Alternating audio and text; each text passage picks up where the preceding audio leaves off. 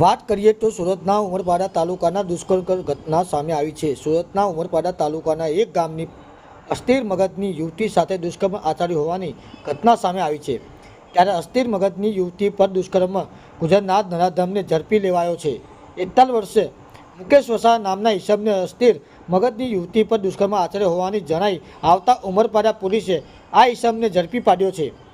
આ નરાધમને અસ્થિર મગજની યુવતીનો એકલતાનો લાભ લઈ તેની મરજી વિરુદ્ધ શારીરિક સંબંધ બાંધ્યો હતો।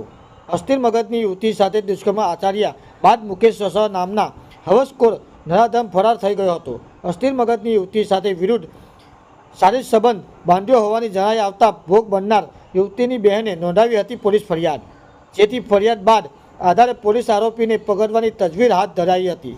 41 વર્ષે મુકેશ વસાવાની પોલીસે ગણતરી કલાકોમાં ધરપકડ કરી લીધી હતી। Bureau report, SGTV live Surat.